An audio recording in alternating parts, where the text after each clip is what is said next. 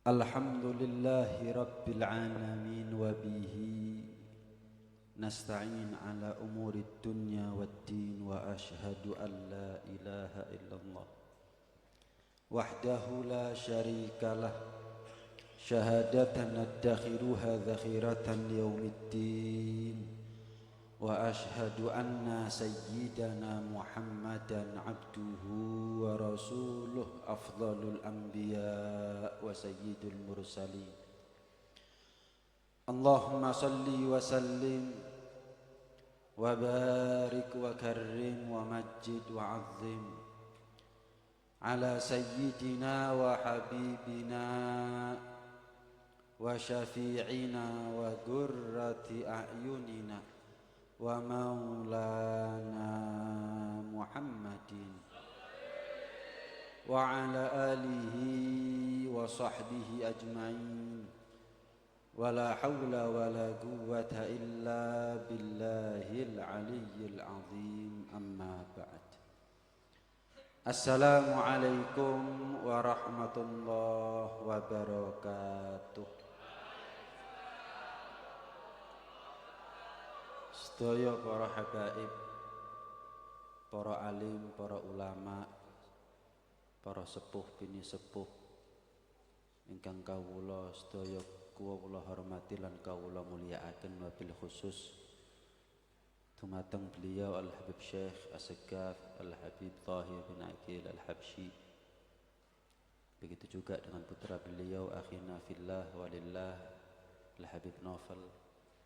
Kemudian kepada Al-Habib Abdul Qadir bin Muhammad Al-Jufri serta saudara beliau Al-Habib Abdurrahman, segenap habaib yang lain yang sekedar untuk menyingkat waktu tidak Al-Fakir sebut satu persatu tanpa sedikit pun mengurangi hormat ta'zim Al-Fakir kepada antum semuanya,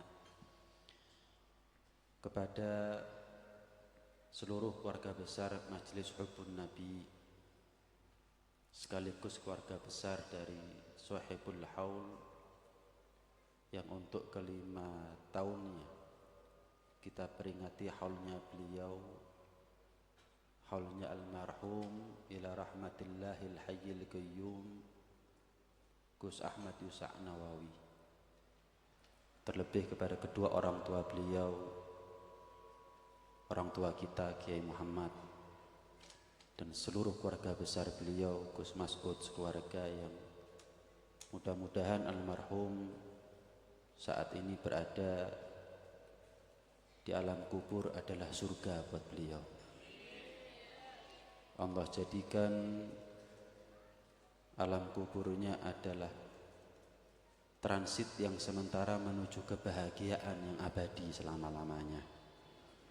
Mudah-mudahan kita sebagai santri beliau dimudahkan oleh Allah Subhanahu wa taala untuk bisa terus mengabdi, terus ngawula kepada beliau walaupun beliau telah meninggalkan kita semuanya.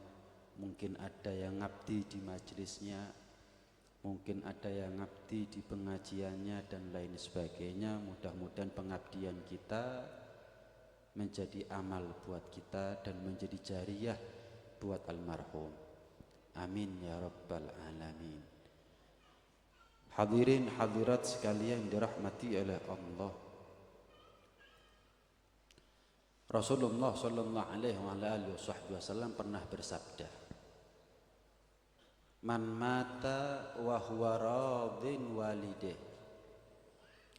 falam yakun bainahu wa bainal anbiya fil jannah illa darajatun wahidah. Barang siapa seorang anak yang meninggal dunia dalam keadaan membuat bahagia, membuat ridho dan puas kedua orang tuanya, meninggal nggak bikin malu orang tuanya, meninggal tidak meninggalkan aib buat nama baik keluarganya, justru kewafatannya adalah puncak keridhoan kedua orang tuanya, maka anak semacam ini tidak akan mendapatkan sesuatu di alam akhirat kecuali berada di derajat yang sama dengan para nabi, hadirin. Makanya sampai sebagian orang soleh itu berharap meninggal lebih dulu daripada orang tuanya, ya dikarenakan hadis ini. Insya Allah kita kalau sebagai anak mungkin pernah nakal, pernah durhaka sama orang tua, tapi kalau kita meninggal lebih dulu dari orang tua, insya Allah orang tua kita rela untuk memaafkan dan menghalalkan segala kesalahan kita, sehingga diangkatlah derajat kita setinggi-tingginya oleh Allah Subhanahu wa Ta'ala. Bukan hanya sekedar masuk surga, tapi duduk di mana para nabi duduk kelak ada di surganya Allah Subhanahu wa Ta'ala. Pernah juga diceritakan ketika ada seorang hamba Allah gagal dalam hisab gagal, kathah dosane, diseret sama malaikat. Akhirnya Allah perintah Jibril, coba takonono, hal jalasa fid dunya fi majalisil alim, coba tanya, apakah dia dulu di dunia pernah duduk di majelisnya para ulama? Maka ketika ditanya, enggak Jibril, aku enggak pernah duduk di majelisnya para ulama. Naik lapor kepada Allah, ya Allah, sebagaimana engkau tahu, dia enggak pernah duduk di majelisnya para ulama. Coba takonono maneh Jibril, hal ahabba aliman, kalau dia enggak pernah duduk di majelisnya ulama, barangkali dia cinta kepada ulama. Ditanya jawabannya sama, enggak pernah. Jangan cinta, kenal sama ulama aja enggak Jibril. Lapor Jibril kepada Allah.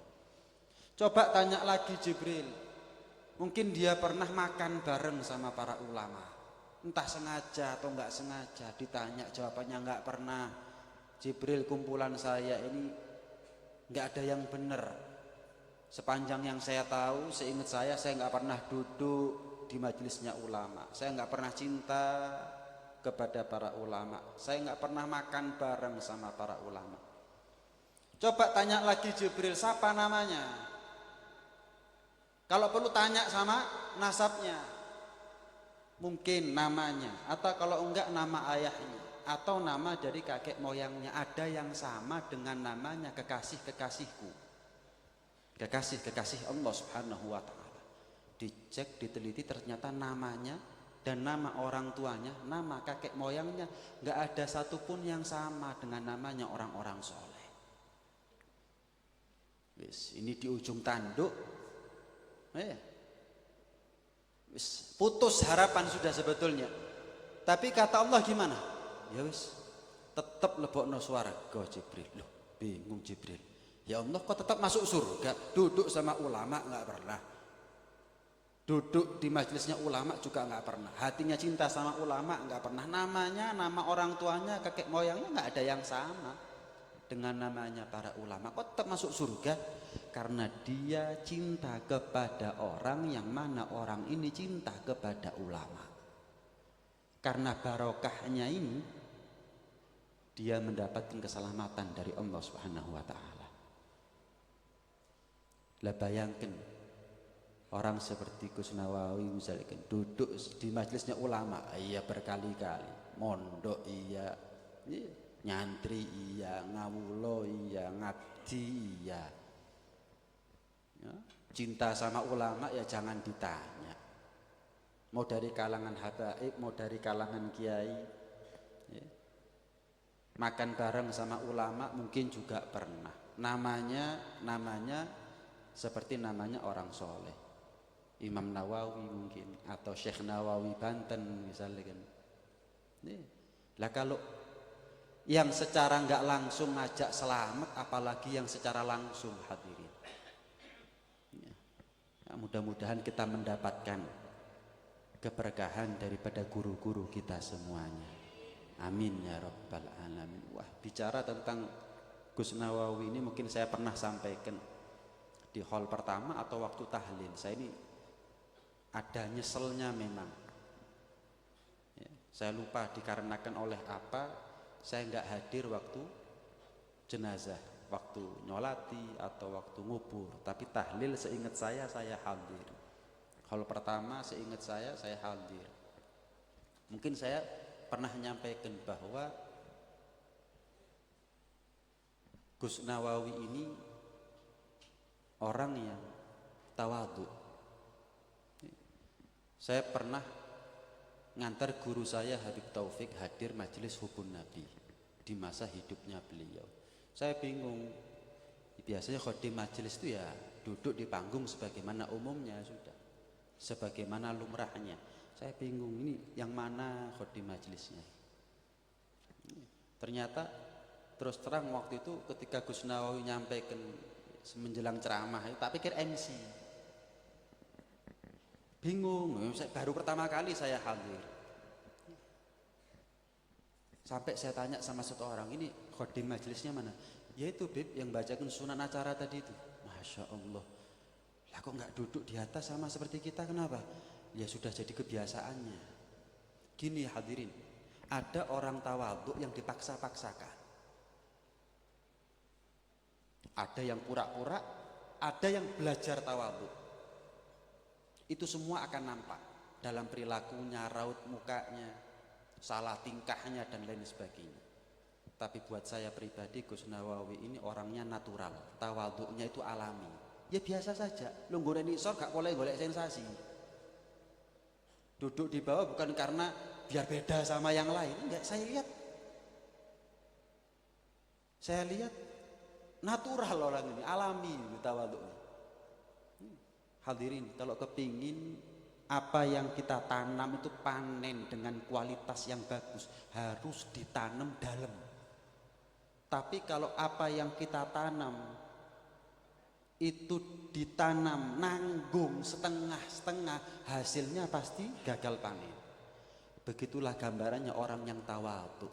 Man tawadhu'a rafa'ahullah. Siapa orang yang tawadhu menenggelamkan dirinya dalam ketawadhuannya, maka akan diangkat oleh Allah Subhanahu wa taala. Saya juga pernah menyampaikan bahwa saya ini ketemu sama Gus Nawawi ya jarang. Ya kalau nggak diundang jarang ketemu gitu. Cuman ketika meninggal ada rasa terenyuh, ada rasa kehilangan. Itu yang aneh. Itu yang aneh terus terang. Makanya saya katakan dari awal rodok nyesel kok gak melok nyolati, kok gak melok ngubur. Tapi waktu dapat kabar meninggal tuh loh, saya ini bingung. Perasaan akrab ya enggak, ketemu ya cuman beberapa kali, tapi kok kehilangan gitu. Sedih wajar ya, tapi kok kehilangan ya. Artinya ya itu adalah sesuatu yang saya alami yang tidak bisa ditolak. Itu terjadi begitu saja sesuai dengan keinginannya Allah Subhanahu wa taala. Kalau saya terus terang berharap ya, saya termasuk orang yang dicintai sama Gus Nawawi. Hadirin, tidak menutup kemungkinan kita yang duduk di atas ini disyafaati sama yang duduk di bawah. Tidak menutup kemungkinan yang ngomong ini disyafaati sama yang mendengarkan. Kenapa? Karena yang ngomong ini lebih banyak resikonya daripada yang cuma mendengarkan. Sombongnya, pamernya, soknya dan lain sebagainya. Tapi yang dengarkan ikhlas, nggak ada tendensi apa-apa. Mungkin tidak menutup kemungkinan yang di atas disyafaati sama yang di bawah, yang ceramah disyafaati sama yang mendengarkan ceramah. Kalau saya terus terang ngelihat baiknya Gus Nawawi ini, saya berharap termasuk orang yang dicintai sama beliau. Bagaimana perjuangan dakwahnya beliau? Mungkin panjenengan dalam hal ini lebih tahu daripada saya. Telaten, sabar, mulai dari yang kecil, remaja sampai yang tua, sampai yang sepuh, semuanya ditelateni sama Gus Nawawi. Yang datang banyak, yang datang sedikit, hujan ataukah panas, tetap ditelateni sama Gus Nawawi. Karena memang wal takum minkum ummatu yad'una ilal khair wa ya'muruna bil ma'ruf wa yanhauna 'anil munkar. Dakwah ini adalah merupakan perintah Allah. Jadilah kalian sekelompok komunitas umat yang mengajak orang untuk berbuat baik dan beramar ma'ruf nahi munkar.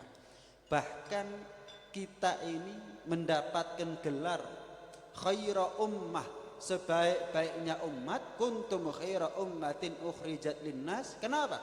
Ta'muruna bil ma'ruf wa tanhauna 'anil munkar wa tu'minuna billah. Selain karena iman ya karena mau dakwah. Makanya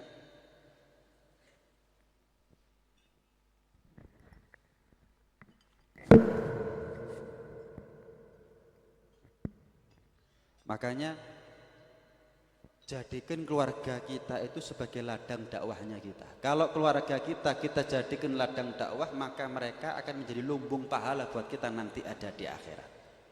Istrinya nggak nutup aurat, ajari untuk nutup aurat. Anaknya mulai dari kecil ajari untuk sholat dan lain sebagainya. Kenalkan kepada Allah, kenalkan kepada Rasulullah. Siapa orang yang menjadikan keluarganya sebagai ladang dakwah, maka kelak di akhirat keluarganya akan menjadi lumbung pahala baginya.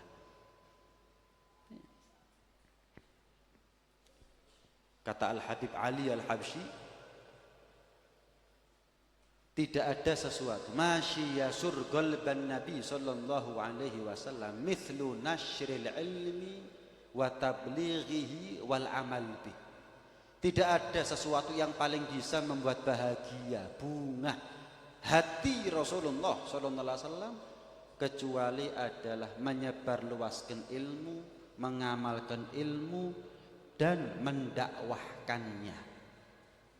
Dawuh Allah kepada Nabi Isa, man ta'allama wa amila wa 'allama yud'a 'aziman fi malakutis samawat. Siapa orang yang belajar, setelah belajar diamalkan dan didakwahkan, disampaikan kepada orang lain, kelak di akhirat akan dipanggil dengan panggilan terhormat, kelak akan dipanggil dengan panggilan mulia, ada nilainya, ada harganya, ono ajine kok di akhirat. Ada para nabi ngasih syafaat, ada para syuhada ngasih syafaat, ada para ulama yang ngasih syafaat. Sehingga buat orang seperti kita, rasa-rasanya kalau bukan syafaatnya Nabi atau syafaatnya para ulama, surga itu adalah harapan yang jauh buat kita. Makanya juga dikatakan sama Imam Haddad, ad-da'wah ilallah akbar rukni lil ittisal bil Habib sallallahu alaihi wasallam.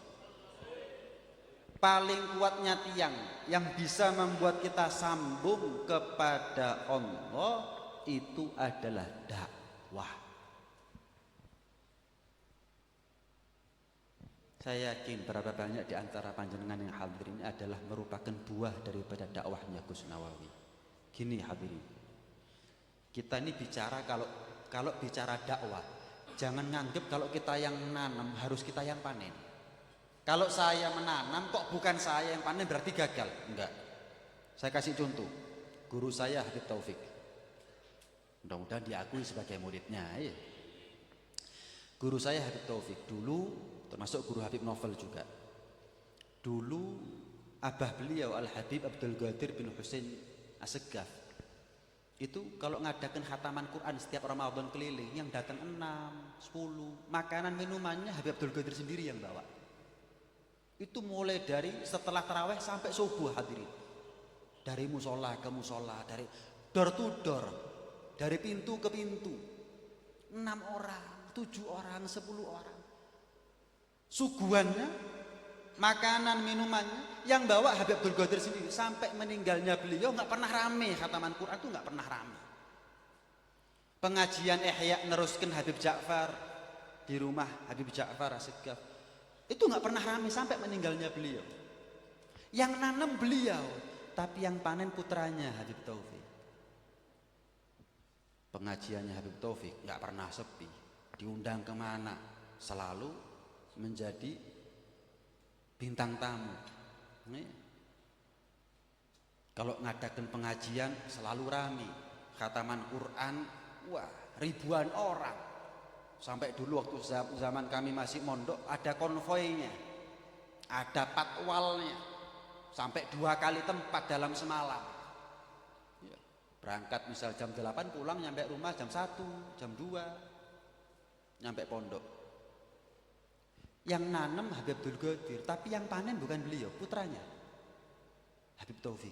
Tapi apa yang dipanen oleh Habib Taufik, sekian banyak pahala yang beliau dapat, itu juga untuk abahnya Habib Abdul Qadir. Sama Gus Nawawi misalkan pernah ngerintis dakwah, mungkin hubun Nabi dulu nggak sebanyak ini misalkan. Tapi bagaimanapun juga perkembangan dakwah yang sudah beliau rintis, mungkin beliau karena meninggal nggak begitu sepuh sehingga belum sempat merasakan panen daripada dakwahnya. Tapi mungkin Gus Mas'ud panen, Gus Nawawi juga merasakan panennya.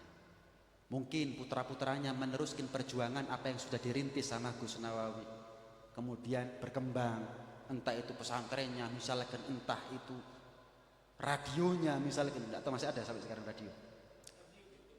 YouTube, diganti YouTube, betul. Kemudian mungkin daug, iya, dan lain dikembangkan oleh putranya sampai berhasil. Apa yang ditanam oleh orang tua, mungkin yang panen anaknya, tapi jangan dianggap berarti orang tuanya gagal. Enggak. Saya yakin Gus Nawawi itu menjadi pribadi yang baik ya karena orang tuanya juga. Sebagaimana kedurhakaan itu akan menular kepada anak, maka baktinya kita sebagai anak kepada orang tua akan membuahkan baktinya anak kepada kita. Anak ibarat buah jatuh tidak jauh dari pohonnya. Kalau sudah anaknya baik, insya Allah orang tuanya baik. Didikannya, mana hala walidun waladahu min nahlin afdal min adabin hasan. Tidak ada pemberian yang paling mahal dari orang tua kepada anak lebih daripada contoh yang baik. Rahimallahu walidan a'ana waladahu ala birrih. Allah itu akan mencurahkan kasih sayangnya, mencurahkan rahmatnya kepada orang tua sehingga mek ngongkon tok tapi yo ngewangi anake dadi anak sing apik. Beliau Gus Nawawi menjadi Gus Nawawi sebagaimana yang kita kenal pasti dikarenakan rezeki orang tuanya itu rezeki yang halal. Jadi kompleks. Bicara tentang sosok Gus Nawawi, satu orang ini itu bicara tentang banyak hal. Ya bicara tentang orang tuanya, bicara tentang pribadinya, bicara tentang rezeki yang beliau makan dan lain sebagainya. Bicara tentang dakwahnya, tentunya panjenengan lebih kenal tentang beliau daripada saya. Tapi terus terang beliau meninggalkan kesan buat saya. Meninggalkan kesan buat saya. Terakhir hadirin sekalian dirahmati oleh Allah Subhanahu wa taala. Biar kita ini semangat untuk dakwah. Saya yakin kita ini semuanya nggak bisa dihitung. Hadir majelis seperti ini berapa kali sudah nggak bisa dihitung. Mungkin sholawat yang jadi wiridnya kita sehari 100 kali, 200 kali, sampai sekarang istiqomah bertahun-tahun. Saya mau tanya, apakah sudah berhasil membuat kita sambung mimpi dengan Nabi Sallallahu Alaihi Wasallam? Loh, kalau belum berarti ada yang nggak beres hadirin. Apa? Mungkin ada kewajiban yang kita loncati. Duduk di majelis seperti ini, ngistiqomai wirid sholawat setiap hari sekian ratus sekian ribu kali, kok belum sampai kita ini mimpi? Ojo maneh ya gogoh, mimpi aja kok belum pernah.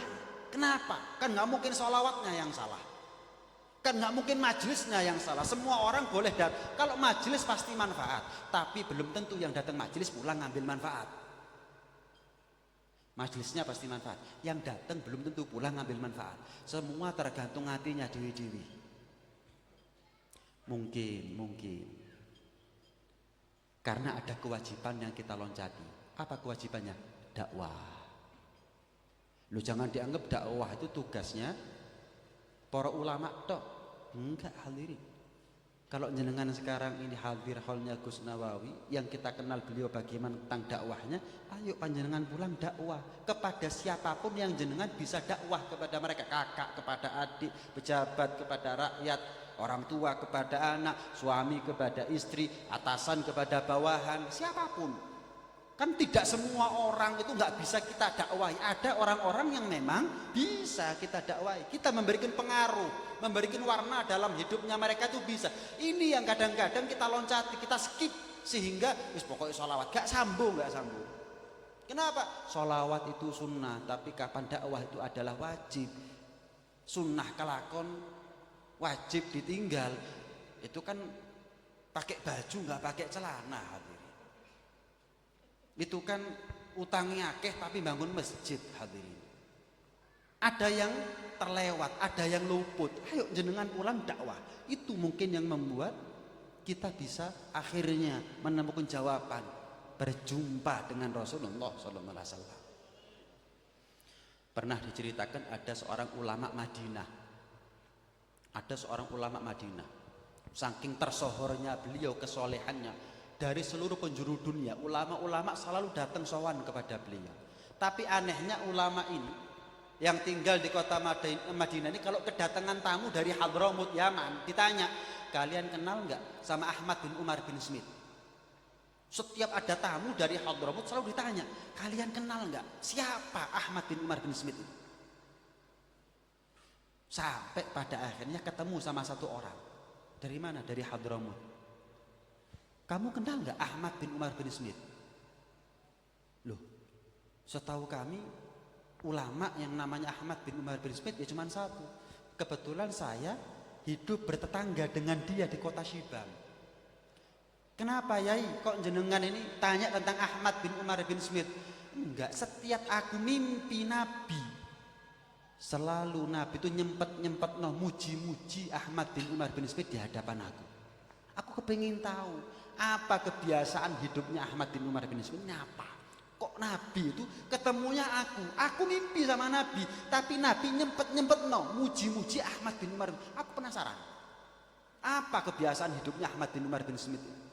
Oh, beliau itu dakwahnya telaten. Oh, beliau itu kalau dakwah nggak ngenteni diundang. Beliau dakwahnya jemput bola. Nggak ada pekerja kasar yang tinggal di kota Syibam kecuali semuanya ngerti wudhu, ngerti sholat, ngerti puasa, ngerti rukun-rukun semuanya. Sehingga dikatakan oleh ulama di masa hidupnya Al-Habib Ahmad bin Umar bin Smith, kalau kalian datang ke kota Syibam, kalian berjamaah walaupun sama orang yang kerjanya di pasar, kerjanya di sawah, masih kon jamaah sampai dia pasti sah. Kenapa? Itu pasti muridnya Ahmad bin Umar bin Smith. Sampai dikatakan pekerja-pekerja kasar yang tinggal di kota Syibam, yang hidup bersama Al-Habib Ahmad bin Umar bin Smith, itu tahu bedanya antara tawarruk sama iftirosh. Oh, tawarruk itu duduk tahiyat akhir. Oh, kalau iftirosh itu duduk tahiyat. Tahu namanya, istilahnya itu tahu. Kalau kita kan cuma tahu posisi duduknya tapi nggak tahu namanya, hadirin. Sing biasa nih, misal ya kalau bahasa kita, sing biasa nih becak ro, oh ini jenenge tawarruk, oh sing ini jeneng iftirosh. Loh, santri kudu, loh kok ro? Diajari sama Habib Ahmad bin Umar bin Smith. Jadi saking getolnya dalam dakwah, saking getolnya dalam dakwah, orang lain diimpeni, perlu-perlunya Nabi muji-muji Al Habib Ahmad bin Umar bin Smith di hadapan orang itu, hadirin. Lah gimana Habib Ahmadnya itu yang bolak-balik mungkin sudah ketemu sama Rasulullah Shallallahu Alaihi Wasallam. Karena itu mungkin yang buat kita ini putus sama Nabi bukan sholawatnya, tapi yang buat putus itu adalah dakwahnya kita yang kurang. Berapa banyak yang hadir sholawatan tapi juga pacaran. Berapa banyak yang hadir sholawatan, gaya kudung, kulek nang pasar nang melijo dicepot kudungi. Berapa banyak yang hadir sholawatan tapi lek ikut badmintonan, main voli, bal-balan gaya katok cekak.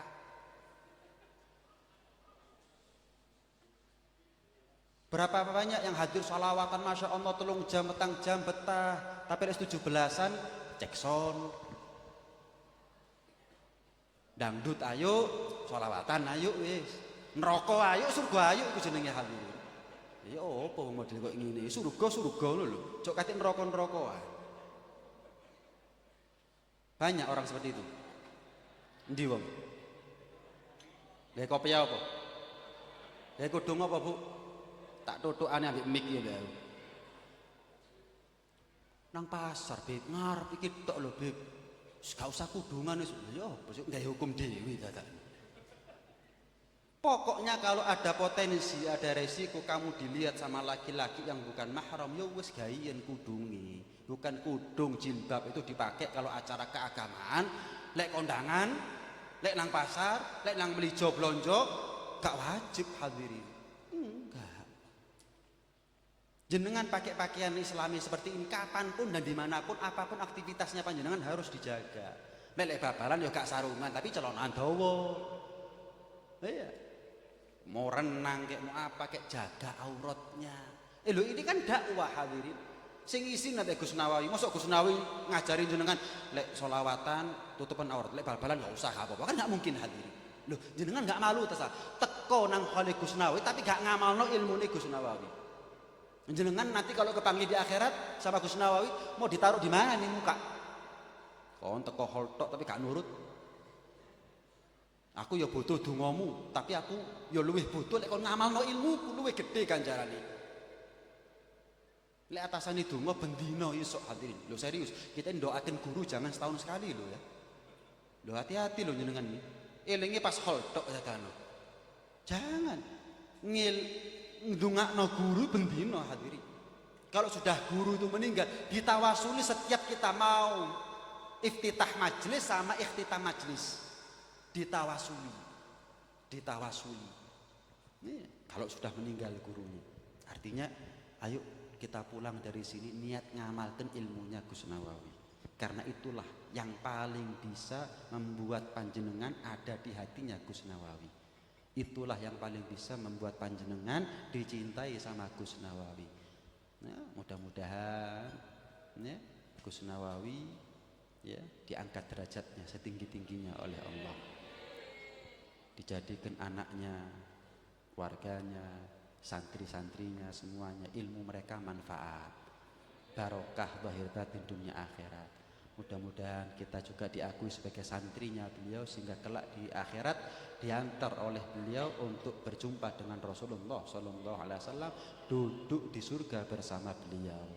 Mudah-mudahan Kiai Muhammad ya, beserta keluarga besar beliau disehatkan fisiknya, diangkat penyakitnya, dipanjangkan umurnya, dilancarkan segala urusannya, apapun yang menjadi hajat beliau sekeluarga semuanya diparingi gangsar, lancar, kemudahan oleh Allah Subhanahu wa taala, diijabah hajat beliau dan kita semuanya satu persatu oleh Allah Subhanahu wa taala. Dan mudah-mudahan majelis Hubbun Nabi ini menjadi majelis yang istiqomah ila yaumil qiyamah. Amin Allahumma amin. Amin ya rabbal alamin. Mungkin ini apa yang bisa saya sampaikan hadirin. Adapun kurang lebihnya saya mohon maaf yang sebesar-besarnya, terutama kepada seluruh para habaib, seluruh para kiai. Sekali lagi al-fakir mohon maaf. Hadza minni wal afu minkum. Assalamualaikum warahmatullahi taala wabarakatuh.